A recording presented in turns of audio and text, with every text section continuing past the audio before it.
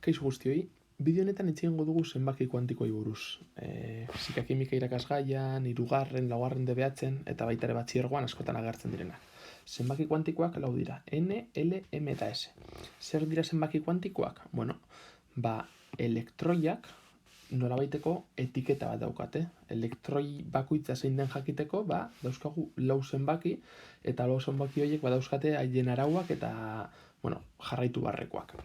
Orduan, zein da bideo honen helburua? Bideo honetan saiatuko gara zenbaki kuantikoak azaltzen modu ezberdin batean, erabiliko dugu motel baten irudia eta joango gara azaltzen, baina helburua da bakarrik jakitea zelan jolastu edo zelan lan egiten dugun hauekin. Bihurtuko dugu gure atomoa hotel batean eta ikusiko dugu letra bakoitzak ze adierazten duen. Letra bakoitza hurrengo adierazten du. N-ek adierazten du maila energetikoa, L orbitala, M orbitala eta S azkenik espina.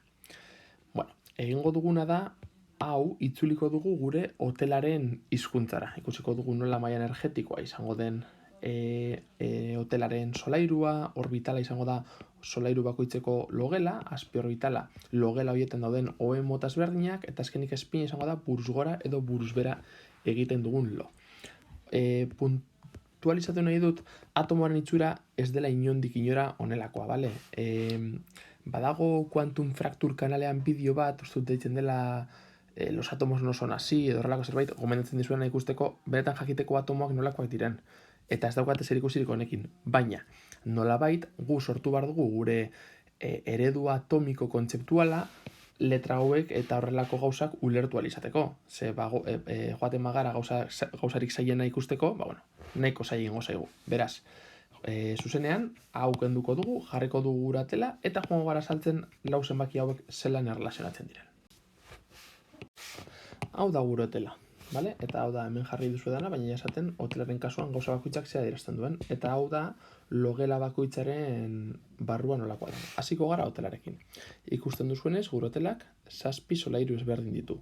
Eta solairua adieraziko duena izango da N maila energetikoa. N berdin bat esaten badigute, egon gara lehenengo solairuan, N berdin bost esaten badigute, 5. solairuan. Ados. Maila bakoitzean egon ditezke logela ezberdinak. Ikusten duzuenez, lehenengo solairuan bakarrik dago logela bat. 2. 2, 3. 3, 4. 4. eta hortik aurrera beti 4. Gehienez jota, 4 logela egongo dira solairu bakoitzean. Logelak izendatzeko L izki erabiltzen dugu. L berdin 0, bigarren egongo da L berdin 0, L berdin 1, honetan 0, 1 eta 2, honetan, eta gehienez jota ikusten duzuenez, handien izango da L berdin 3. Ados, beraz badakigu, 4. solairuan egongo direla 4 logela, 3. solairuan 3, eta hortik ja informazioa baliagarria izango du. Jarraitzen dugu. Imaginatu gaudela L berdin 0 bezalako logela batean. Eta ikusten baduzu, L berdin 0 logela solairu guztietan egongo da. L berdin 1 egongo da guztietan lehenengoan izan ezik. L berdin 2 egongo da guztietan lehenengo bietan egon ezik. Eta horrela beste guztiekin baitare. L berdin 0 logela ikusten badugu, eta da kasu hau, L berdin 0 logela badauka izen berezi bat, eta izen hori da S. Beraz, esan dezakegu L berdin 0 logela, edo laburragoa izango dena S logela. S logelaren barruan OE bat bakarrik dago, OEa. Eta OE horreri, ikusten dut baduzue, M azpi orbitala, baina gure kasuan OEak badauka zenbaki jakin bat identifikatzekoa zein den OEa. Beraz, logela honen barruan zenbat OE daude bat bakarrik, baina OE horren zenbakia 0 izango du. Gero ikusiko dugu zenbaki hauek nondi datozten, baina momentuz ulertu behar duguna da S logelaren barruan OE bat dago eta OEaren zenbakia 0. Beste logela bat hartuko dugu, L berdin bat. Bere izen berezia izango da P. Beraz, L berdin bat logeletan bere izen berezia da P. Eta hauetan, OE bat egon beharrean 3 OE egongo dira. OE horien zenbakiak izango dira -1, 0 eta 1. Beraz, 3 OE daude zenbaki hauekin. L berdin 2 logelan, D izena izango duena, egongo dira 5 OE ezberdin. Eta bere zenbakiak izango dira -2, -1, 0, 1 eta 2. Eta azkenik, L berdin 3 logela F izena izango duena, izango ditu 7 OE ezberdin, eta zenbakiak joango dira -3tik 3. Beraz, badakigu solairu bakoitzean zeintzuk diren egon daitezkeen logelak, eta badakigu logela bakoitzaren barruan zenbat OE sartzen diren. Beraz, ja definitu dugu gure motela. Motel azkenean izango da gure atomoaren geruza ezberdinak zeinetan elektroiak kokatuko diren. Edozein ohetan bi elektroi sartuko dira. Bi pertsonita sartuko dira. Bata buruz gora eta bestea buruz bera. Bale? Beraz, nola logela honetan ohe bakarra dagoen eta bakoitzean bi pertsona sartzen diren, logela honetan bi pertsona sartu daitezke.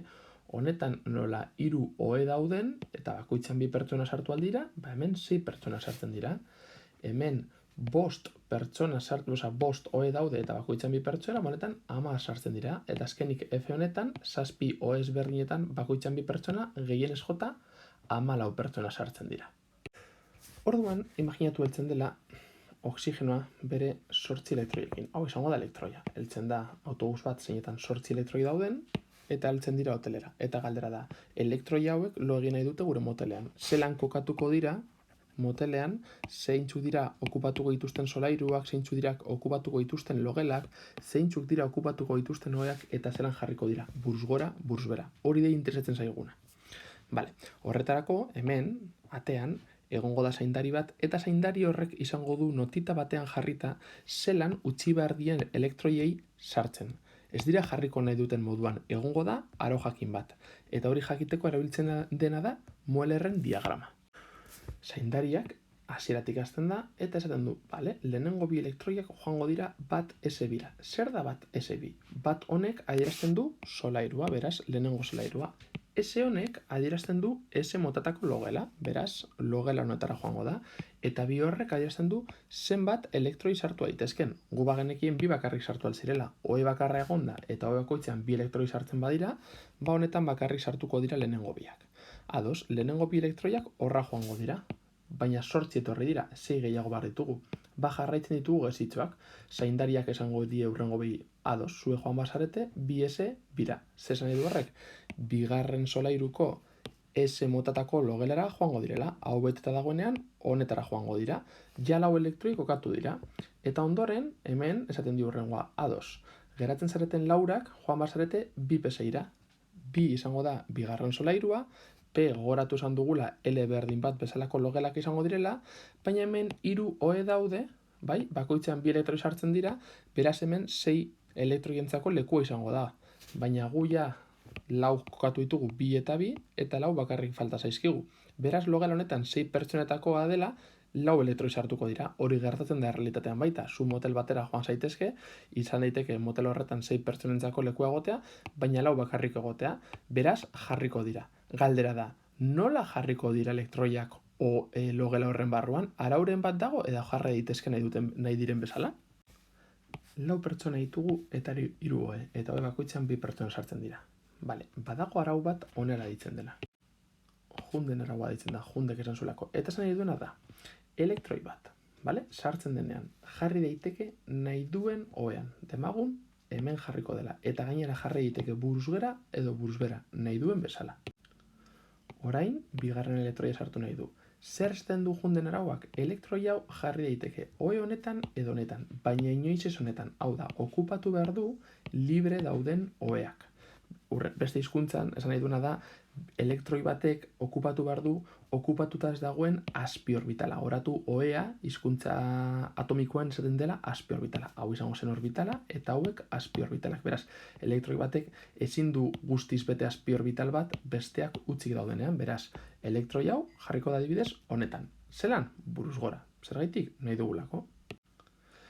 Hirugarren elektroia jarri behar da bai ala bai ohe honetan utzik dagoelako. Jarriko dugu adibidez buruz gora.